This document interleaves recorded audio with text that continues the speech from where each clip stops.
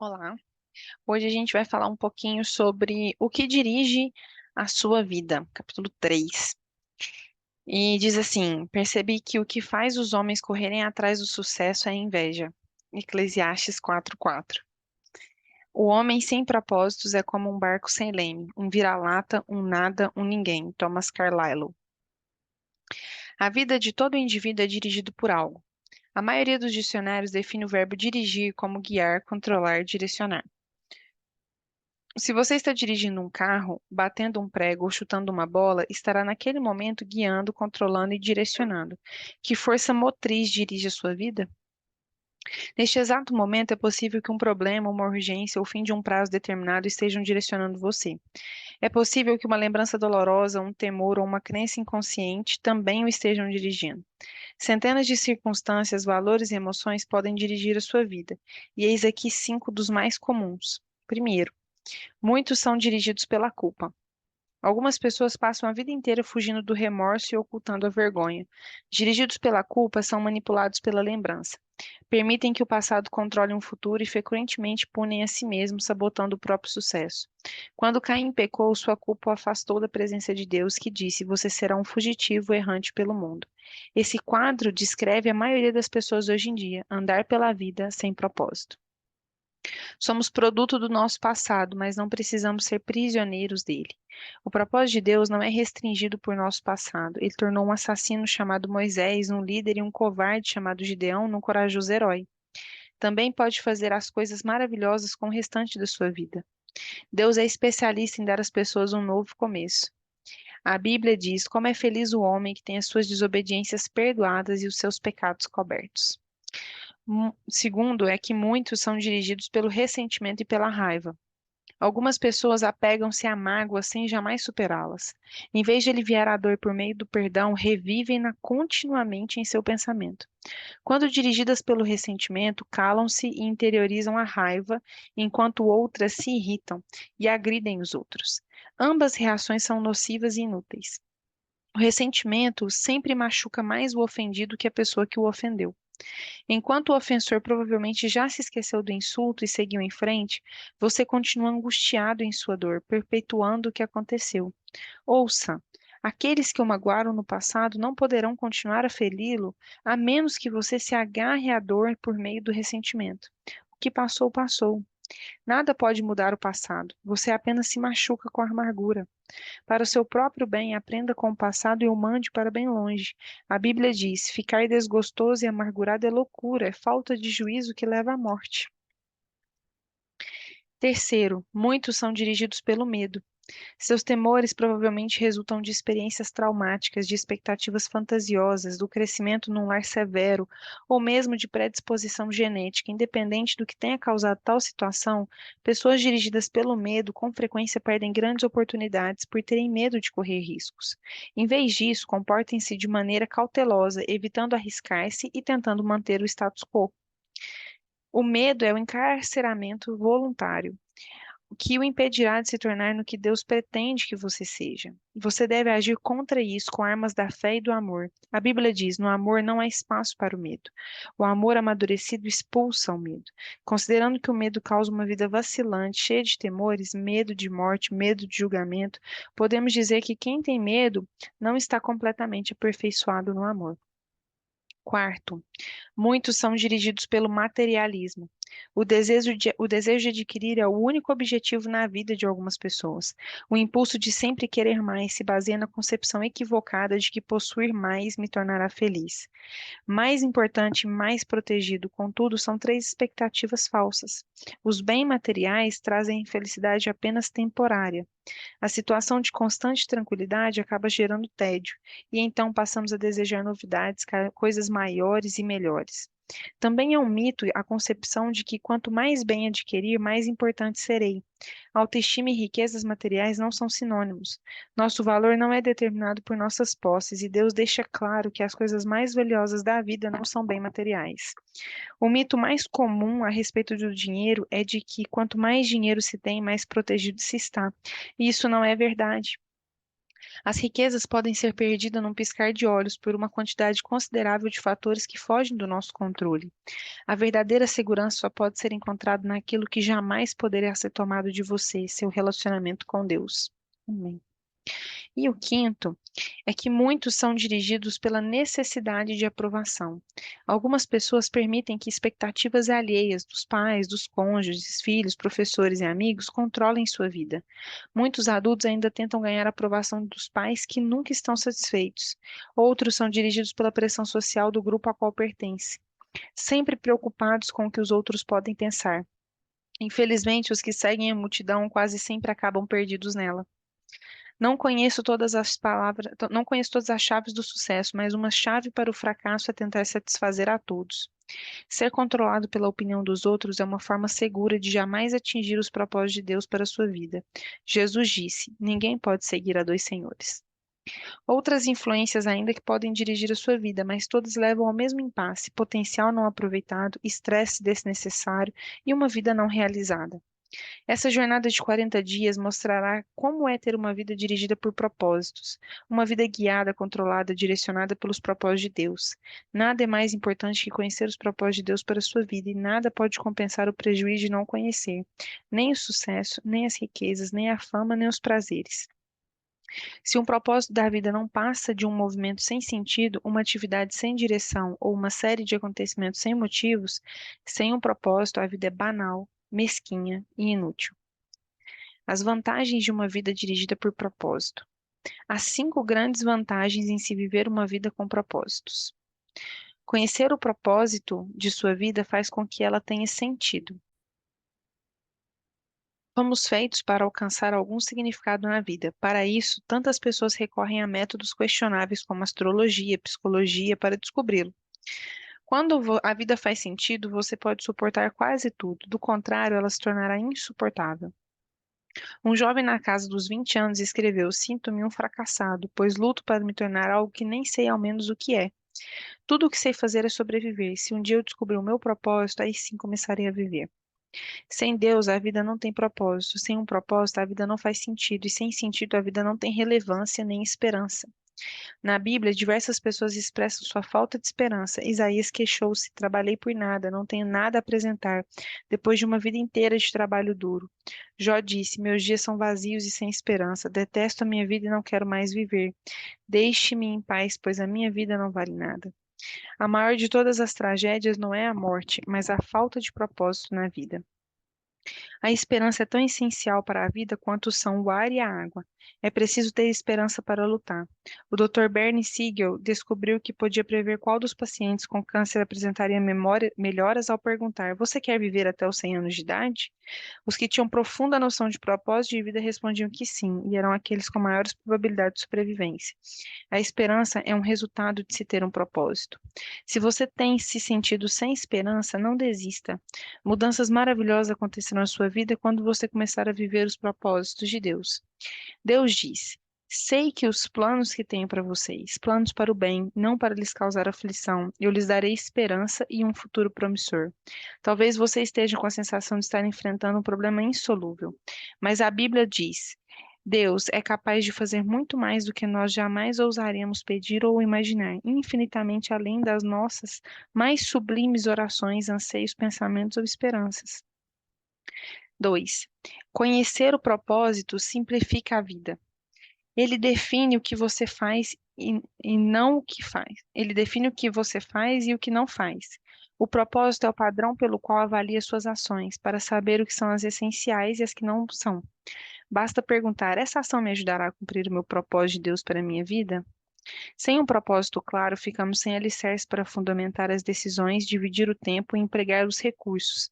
A tendência será tomar decisões com base nas circunstâncias, nas pressões do momento ou nas variações de humor. Quem não conhece seu propósito enxerga nas atividades e isso causa estresse, fadiga e conflito.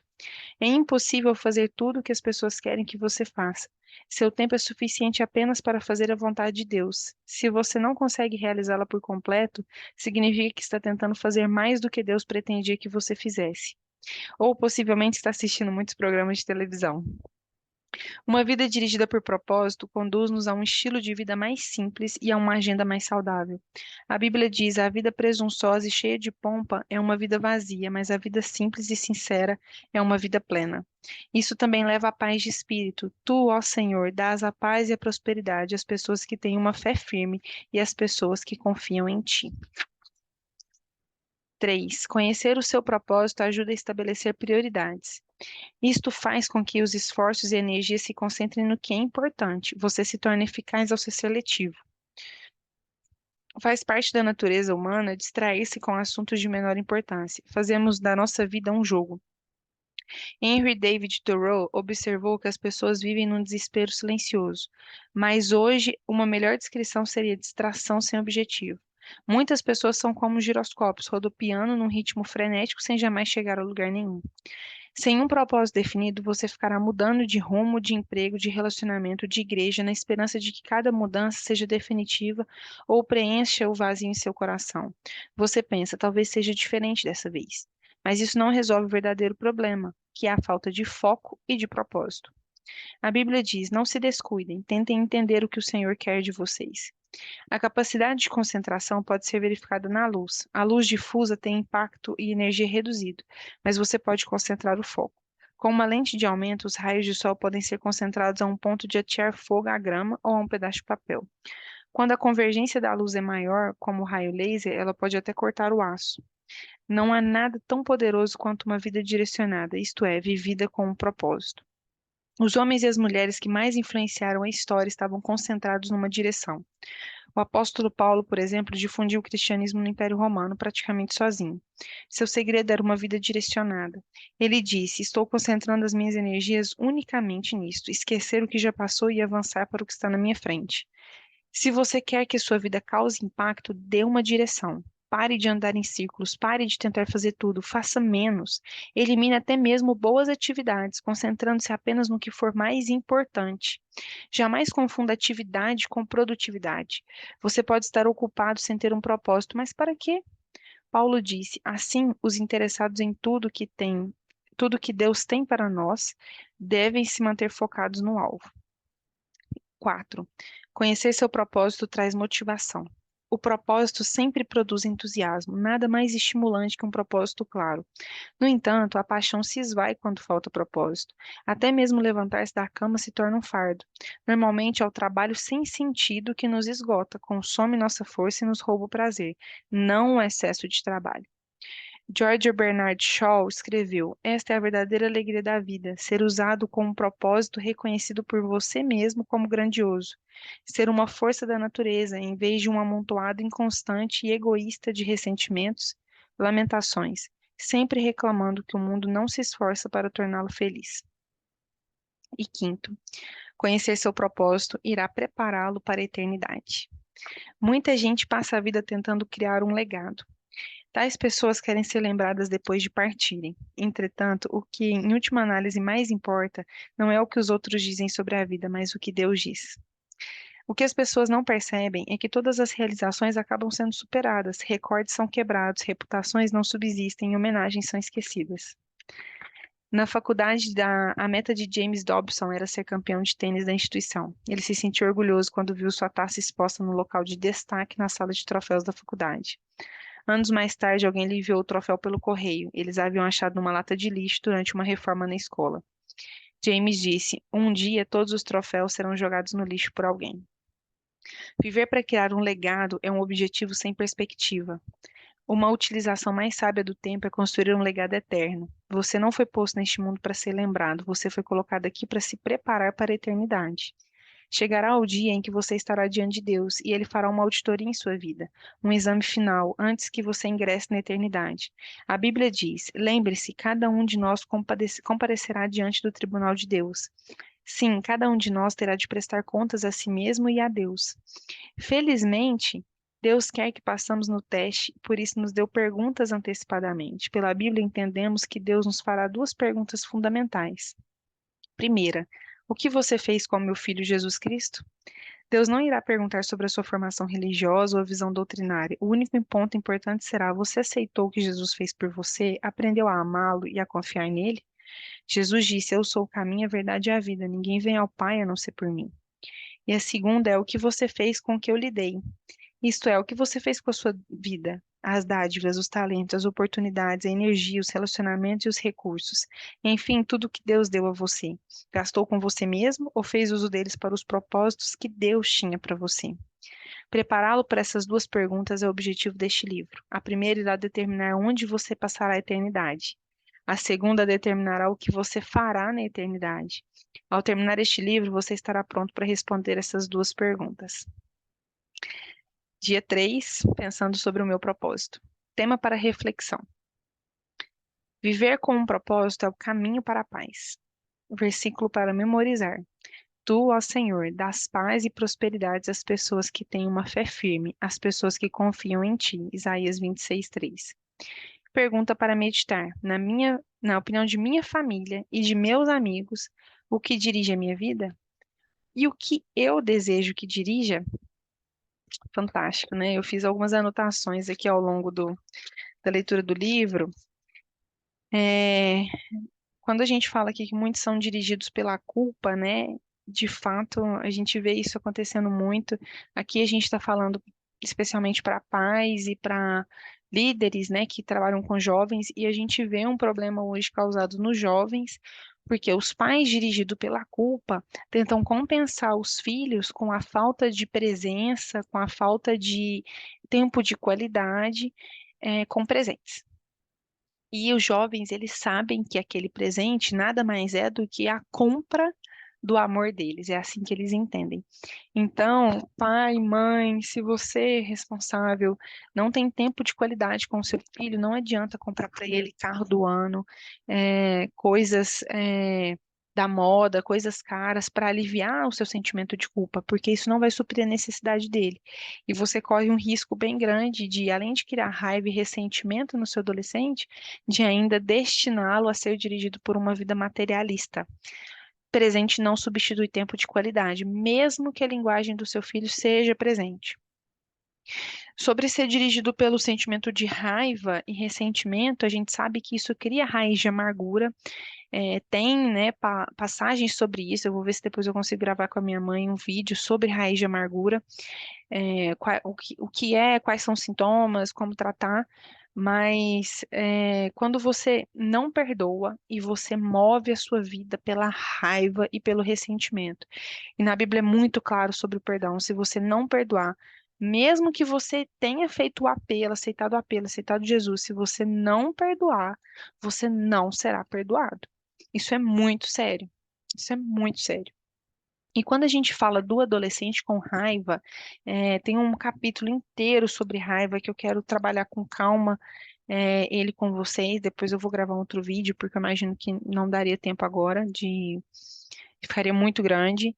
Mas o adolescente, se ele não for ensinado pelos pais a trabalhar a raiva de forma positiva, ele vai ser um adulto que não vai saber trabalhar a raiva e vai acabar descontando nos relacionamentos que ele vai ter com os filhos, com a mulher ou com o marido, tá? Então, assim, nós temos basicamente duas formas que a gente vê tanto o adolescente quanto nós mesmos. é, Lidando com a raiva, que é a implosão e a explosão. Então, quando a gente implode, é aquelas pessoas que se fecham, se calam, entra para dentro do quarto, faz greve de silêncio, né? Tudo que ela quer, tudo que ela gosta, ela se desinteressa e ela vai guardando aquele ressentimento e isso leva à depressão, raiz de amargura, depressão. Então, é muito sério. E quanto mais tempo o adolescente vai consumindo aquela raiva, mais distanciado vai ficar o relacionamento dele com os pais. Geralmente a gente sente raiva porque a gente se sente injustiçado, né? E não só os jovens, mas a gente que é adulto também. Se acontece algo que a gente acha que não foi justo, a gente fica com raiva. Mas a gente tem que ter muita sabedoria, pois na Bíblia diz: irai-vos, mas não pequeis. Então, a gente tem que ter técnicas para lidar com essa raiva.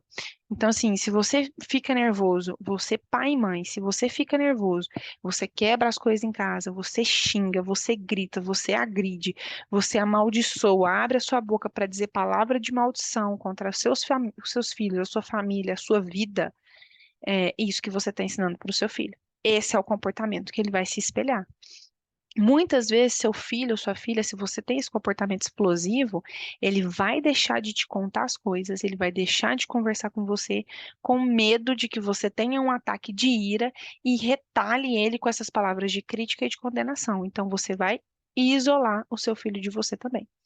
Então, já entrando aqui bastante, até mais do que eu esperava sobre a raiva, a gente precisa tomar esse cuidado. A gente precisa ensinar os nossos filhos de que tudo bem sentir raiva, mas você não pode ser dirigido por ela. Tudo bem você sentir raiva, você se sentiu injustiçado, esse é um sentimento normal. Porém, o que você faz com ele não pode ser pecado, não pode ser nocivo, não pode destruir a sua vida, não pode destruir a vida dos outros. Então, os nossos filhos se espelham em nós. Se você é um pai e a mãe implosivo, explosivo, o seu filho vai olhar para você e ele vai tender a copiar esse comportamento, tá? Então, o que a gente tem é que ter escapes para a hora da raiva. Então, se você fica nervoso e começa a brigar com as pessoas, cria um propósito, uma determinação de que você vai ficar calado.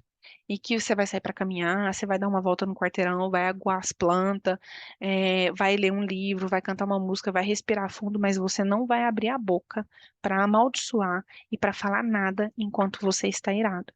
Se você já tem esse comportamento, para de fazer isso e faça um compromisso com a sua família. Reconheça, a gente tem que ser humilde. Reconheça que você tem um comportamento indevido. Fale com seus filhos, com a sua esposa ou com seu marido. Estou tentando melhorar. Se eu ficar com raiva, me perdoem. Eu vou sair de perto ou eu vou ficar calado. Saiam de perto de mim quando eu estiver com raiva, porque eu não quero ferir vocês, eu quero mudar.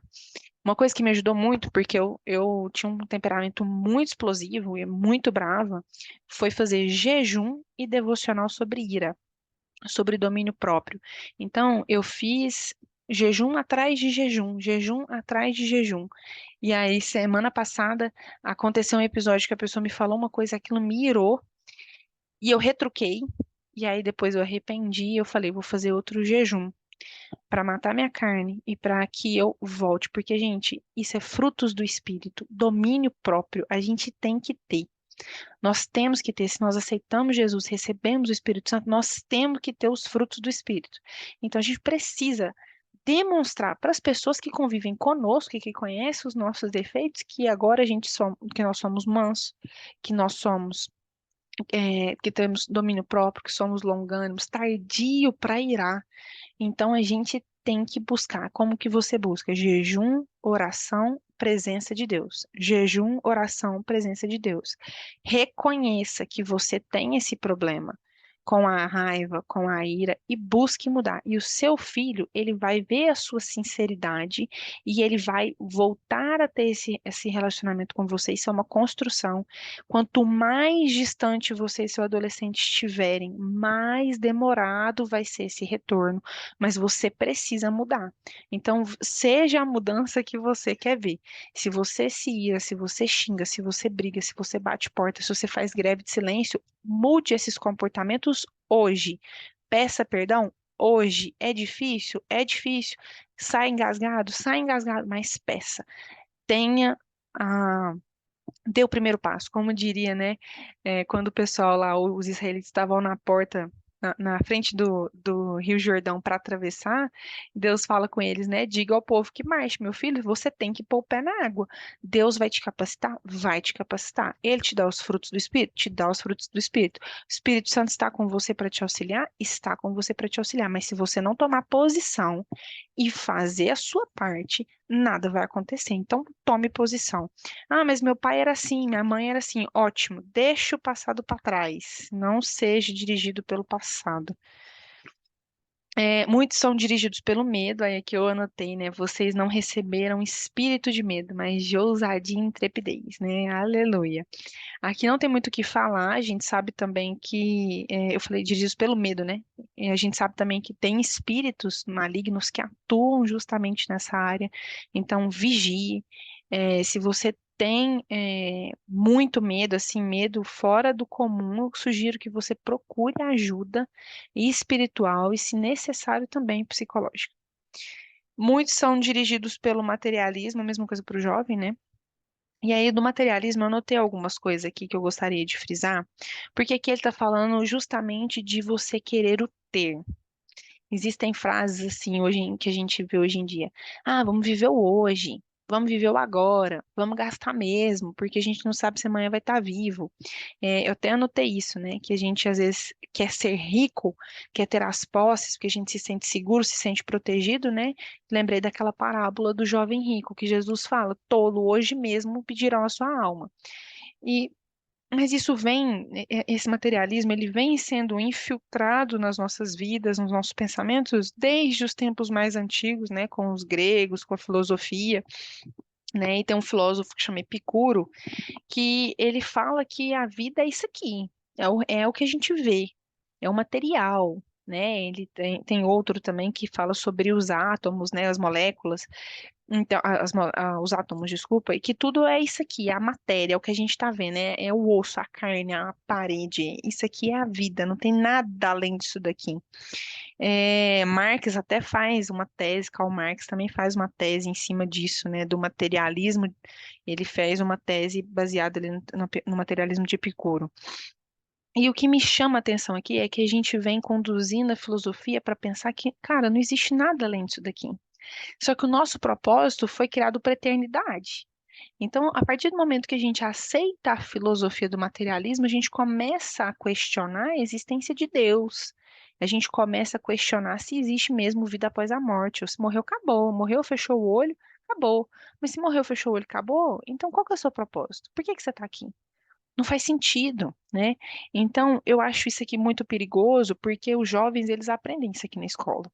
Os professores de biologia, eles vão puxar por evolucionismo, que é uma teoria materialista. É a matéria, é o que existe, é o que você está pegando aqui, ó, é carne e osso. E aí eu queria ler um pedacinho do livro, Não Tenho Fé Suficiente para Ser Ateu, onde ele fala sobre o materialismo, né? E ele diz assim: o materialismo torna a razão impossível. Por que que eu estou falando isso daqui? Por quê? Porque o seu adolescente ele vai para a escola estudar. Vai chegar lá, se você não é referência para o seu filho, porque a gente eu já discuti isso aqui no primeiro vídeo, porque vocês têm um relacionamento difícil, porque você não entende seu adolescente não te entende, cria aquele gap, você não é mais uma referência para ele, porque toda vez que ele vai questionar alguma coisa para você, você grita, você xinga, você não aceita, ou porque você prega uma coisa em casa e vive outra dentro da igreja, faz uma coisa dentro da igreja, outra em casa. Então ele começa a te questionar, ele começa a questionar suas crenças, porque o questionamento faz parte da adolescência, faz parte do desenvolvimento, é importante porque ele está procurando descobrir quem ele e ser independente dos pais, ser uma pessoa com responsabilidade. Faz parte do desenvolvimento, né? Igual a fase dos porquês, quando a criança é pequenininha, né? Tudo é porquê. Na adolescência isso volta. Por quê? Por que que tem que ser assim? Por que que não pode ser do meu jeito? Mas eu sou uma pessoa, eu sou um indivíduo, eu penso por mim mesmo. Por que que eu não posso tomar as minhas próprias decisões? Então, se a gente vai para o embate, a gente vai criar uma ruptura no relacionamento. Eu acredito que se você está vendo esse vídeo é porque você ou quer restaurar o relacionamento ou quer trabalhar com jovens que têm sido problemáticos, né? Então ele vai para a escola e o professor é referência, e ele começa a falar contra Deus, contra o cristianismo, falando que o materialismo está correto, que o evolucionismo está correto, que isso que aconteceu. Depois eu quero até gravar um vídeo sobre o evolucionismo, acredito que eu vou ter essa oportunidade mais para frente, mas nesse ponto eu queria gravar sobre o materialismo. Por quê? Porque o materialismo ele está ensinando, cara, o que existe é isso aqui. Não tem Deus, não tem eternidade. É matéria, é isso aqui, ó, pele e osso. É isso aqui que é matéria. Então, é, isso vai criando essa ruptura, esse questionamento se Deus existe. Ele vai sendo influenciado por aqueles professores a questionar. Mas o materialismo, ele é uma filosofia muito falha. Por quê? Primeiro que se a gente é cristão porque Deus existe. E a eternidade é um fato, né? A gente tem essa fé. Não se enganem, porque o materialismo também precisa de fé para ser acreditado. E é isso que eu quero explicar aqui para vocês conseguirem orientar o seu jovem, né? Se ele te perguntar, ou se ele te questionar, ou se ele afirmar que Deus não existe, que, vamos viver o agora, vamos gastar o dinheiro mesmo, que o que importa é ter, né? Não importa o amanhã. você vai ter um pouquinho de base para entender, opa, que filosofia que é essa, o que que ela quer dizer e por que que ela está errada. E aí tem o livro, né? Não tenho fé suficiente para não ser ateu. Se seu filho está passando por esses níveis de questionamento, sugiro inclusive que você compre e até faça um tempo de qualidade com seu filho estudando o livro. Fala assim, filho, não como acusação, não querendo convencer o seu filho que Deus existe. Porque quem convence é o Espírito Santo, irmãos. Por mais que doa no nosso coração ver um filho, ver um irmão, ver um parente, um amigo desviado ou que parou de acreditar em Deus, seja por qual motivo for, por mais que doa, quem convence é o Espírito Santo. Não por força nem por violência, mas pelo Espírito Santo de Deus. Ele é que convence o mundo do pecado, da justiça e do juízo. Mas você pode usar como um momento de tempo de qualidade, sem acusação, sem condenação, porque para estudar esse livro com seu filho e deixar ele chegar às próprias conclusões. Claro, intercedendo e orando para que todo conhecimento que se levanta contra o conhecimento de Deus, toda fortaleza que se levanta contra o conhecimento de Deus, seja caído por terra em nome de Jesus, que os olhos dele sejam abertos. Interceda, irmão, interceda, ama, ora, sirva, jejua, estuda junto, tenha tempo de qualidade, mas não condene. É, o materialismo torna a razão impossível. Quando você chega à raiz do problema, descobre que a ciência ruim dos darwinistas resulta da filosofia falsa do naturalismo e do materialismo, que está no fundamento de sua visão de mundo. Por que o materialismo é falso? Vejamos 5 razões pelas quais o materialismo não é plausível. Em primeiro lugar, como já destacamos, existe uma mensagem residente na vida, tecnicamente chamada de complexidade específica, que não pode ser explicada materialmente. Essa mensagem não pode ser explicada por leis naturais não inteligentes, do mesmo modo que a mensagem deste livro não pode ser explicada por leis não inteligentes de tinta e papel. O que que ele está dizendo aqui? Você ter uma tinta e o papel não explica um livro ter surgido. Alguém tem que ter escrito o livro. Em segundo lugar, pensamentos e teorias humanos não são compostos apenas de coisas materiais. Os elementos químicos certamente estão envolvidos no processo do pensamento humano, mas eles não podem explicar todos os pensamentos humanos. A teoria do materialismo não é feita de moléculas. Do mesmo modo, o pensamento de uma pessoa, do amor ou do ódio, não são elementos químicos. Quanto pesa o amor? Qual é a composição química do ódio? Essas são perguntas absurdas, porque os pensamentos, as convicções, as emoções não são completamente baseadas no material. Uma vez que elas não são completamente baseadas no material, o materialismo é falso. Em terceiro lugar, se a vida não fosse nada além de coisas materiais, então não seríamos capazes de pegar todos os materiais da vida, que são os mesmos materiais encontrados no lixo, e criar um ser vivo. Não podemos fazer isso. Certamente existe na vida alguma coisa além do material. Que materialista pode explicar por que um corpo está vivo e o outro está morto? Ambos contêm os mesmos elementos químicos. Por que um corpo está vivo num minuto e morre no minuto seguinte? Que combinação de materiais pode ser responsável pela consciência? Até mesmo Atkins, em seu debate com Craig, admitiu explicar a consciência é um grande problema para os ateus. O Atkins é um ateu. O Craig ele é cristão. Em quarto lugar, se o materialismo fosse verdadeiro, então todas as pessoas em toda a história da humanidade que já tiveram algum tipo de experiência espiritual foram completamente mal interpretadas. Embora isso seja possível, em vista do grande número de experiências espirituais, não parece provável. É difícil acreditar que todo líder e pensador espiritual da história da humanidade, incluindo algumas mentes mais racionais, científicas e críticas que já existiram, estavam completamente errados sobre a sua experiência espiritual. Isso inclui Abraão, Moisés, Isaac, Kepler, Newton, Pascoal e o próprio Jesus Cristo. Se apenas uma experiência espiritual em toda a história do mundo for verdadeira, então o materialismo é falso. Por último, se o materialismo é verdadeiro, então a própria razão é impossível. Se os processos mentais nada são mais do que reações químicas no cérebro, então não há razão para acreditar que qualquer coisa seja verdadeira, incluindo a teoria do materialismo. Os elementos químicos não podem avaliar se uma teoria é falsa ou não. Os elementos químicos não raciocinam, eles reagem. Isso é extremamente irônico, porque os darwinistas, que se colocam como defensores da verdade e da razão, tornam a verdade e a razão coisas impossíveis por meio da teoria do materialismo. Assim, até mesmo quando os darwinistas estão certos sobre alguma coisa, sua visão de mundo não nos dá nenhuma razão para acreditar neles. A própria razão é impossível num mundo governado por elementos químicos e forças físicas. Não apenas a razão é impossível no mundo darwinista, mas a afirmação darwinista de que deveríamos confiar apenas na razão não pode ser justificada. Por que não? Porque a razão exige fé. J. Budzisz, eu treinei isso aqui e ainda falei errado. Budziszewski assevera: o mote apenas a razão é completamente sem sentido. A própria razão pressupõe fé. Por quê? Porque é uma defesa da razão pela razão é circular e, portanto, não tem valor. Nossa única garantia de que a razão humana funciona é Deus que a fez. Vamos apresentar o pronto levantado por Budziszewski por meio da consideração da fonte da razão. Nossa capacidade de raciocinar pode vir apenas de dois lugares possíveis. Ou a nossa capacidade de raciocinar surgiu com base em uma inteligência pré-existente, ou surgiu baseando-se em uma matéria inanimada. Os ateus, darwinistas e materialistas, eles creem pela fé que a nossa mente surgiu da matéria inanimada e sem nenhuma intervenção inteligente. Dizemos que isso é pela fé porque tal afirmação contradiz toda a observação científica, a qual demonstra que o efeito não pode ser maior que a causa. Você não pode dar aquilo que não recebeu, mas os materialistas acreditam que a matéria morta e não inteligente produziu vida inteligente. É como acreditar que a Biblioteca do Congresso norte-americano resultou de uma explosão de uma gráfica.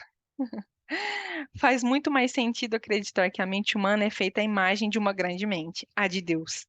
Em outras palavras, a nossa mente pode aprender a verdade, pode raciocinar sobre a realidade, porque ela foi criada pelo arquiteto da verdade, da realidade e da própria razão. O materialismo não pode explicar a razão, assim como não pode explicar a vida. O materialismo simplesmente não é racional, portanto, não temos fé suficientes para ser materialistas.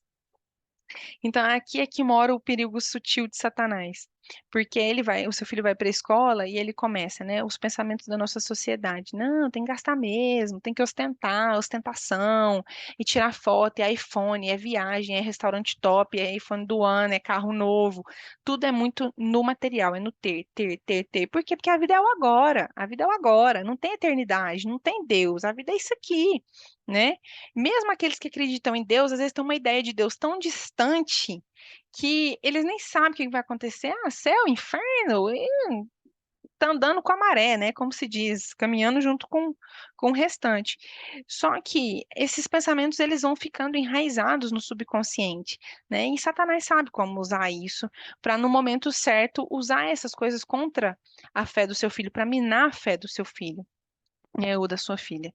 Então, não, Deus não criou o universo. Ah, não, a Bíblia está errada, né? Não, o criacionismo não está certo. Deus não criou os animais, veio da evolução, veio de uma poeira cósmica que explodiu e criou todo o universo, né? E aqui é muito claro como que uma matéria inanimada, né, morta, cria uma vida, né? Por que que um corpo que está vivo e essa mesma matéria, essa mesma composição química, de repente está morta? Nós somos um ser triuno, corpo, alma e espírito, né? Então, o materialismo, ele não pode explicar a alma, ele não pode explicar o espírito, ele não pode explicar a consciência, ele não pode explicar a vida.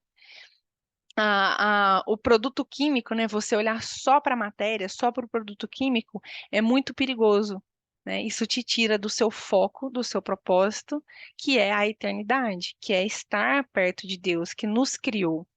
Então, espero que eu tenha ajudado aqui a entender essa linha de raciocínio do materialismo, né? Isso vem de uma filosofia antiga, isso vem de sendo trabalhado por mim, para Satanás, por Satanás, né? Ao longo dos séculos, para chegar onde a gente chegou hoje, onde o que importa é ter e não ser, né? E mesmo quando você conversa com um jovem e pergunta o que ele quer ser, o que ele quer ser está relacionado ao que ele pode ter por causa de quem ele é. Então, por exemplo, eu quero ser médico. Por quê? Porque ser médico faz você ganhar muito dinheiro e você ter muito dinheiro faz com que você vive uma vida cheia de posses, confortável e segura, né? Com iPhone do ano, viajando, indo para Dubai, para Maldivas, etc e tal. Então, assim, a gente precisa ter muito cuidado, né? Ter muita atenção ao que eles estão consumindo e como eles estão sendo ensinados. Então, se seu filho já está ali na época de estudar filosofia, eu acredito que seja muito interessante, por mais que você odeie filosofia, de você entender o que que aqueles filósofos estão dizendo. Tem canais fantásticos no YouTube que fazem vídeos curtinhos sobre cada filósofo ali com uns desenhos, explicando as principais teorias, as coisas que eles acreditavam, para você conseguir conversar com seu filho e saber o que está sendo alimentado, né, no pensamento dele. Existem bons filósofos, né? Santo Agostinho, Tomás de Aquino, tem filósofos maravilhosos, eu gosto muito de Sócrates, de Platão, mas tem filósofos que são cheios de baboseira e que só contaminam os nossos jovens contra a palavra de Deus, contra a Bíblia. Se você está pensando aí, tipo assim, Platão, como assim? O mito das ideias, da caverna, gente, das ideias e do mundo físico, tá falando de mundo espiritual e mundo real. Sério, lê de novo com essa visão, você vai entender. Mundo espiritual, mundo real. Esse é o mito da caverna. Estude com o seu filho. Sociologia, gente, é um perigo. Totalmente, né? Assim, vários sociólogos contra a palavra de Deus. Então, você precisa estudar com seu filho para você mostrar o outro lado. Não quero que você convença o seu filho de que esses sociólogos, esses filósofos, essas teorias evolucionistas, olha ali qual que é o programa de biologia desse ano, o que que ele está aprendendo, né? Tá na hora de conversar com ele sobre a teoria do Big Bang e mostrar para ele, cara, Big Bang prova que o criacionismo está certo, prova que Deus existe, prova que o Gênesis 1 aconteceu exatamente daquela forma. Então, assim, eu não quero que você convença o seu filho, porque como eu disse antes, o convencimento ele vem do Espírito Santo. E se você trabalhar corretamente ali com ele, ele mesmo vai chegar a essas conclusões através do Espírito de Deus, né? E é um momento de tempo de qualidade, onde vocês podem conversar, discutir ideias, sabe? Não tente impor sobre ele a sua crença, né? Você não consegue dar salvação para o seu filho, é o Espírito Santo que faz isso. Então, ore, seja um homem, uma mulher de Deus, cheio do Espírito Santo, dê exemplo. Seu filho aprende com seu exemplo. Não existe pessoa perfeita, não existe. Nós todos erramos, cometemos erros, mas a gente tem que ter a humildade de reconhecer onde que a gente está errando, pedir perdão e procurar mudar. Procurar mudar. Isso é necessário. E eles veem essa sinceridade em você e você vai conseguir trabalhar a restauração desse relacionamento.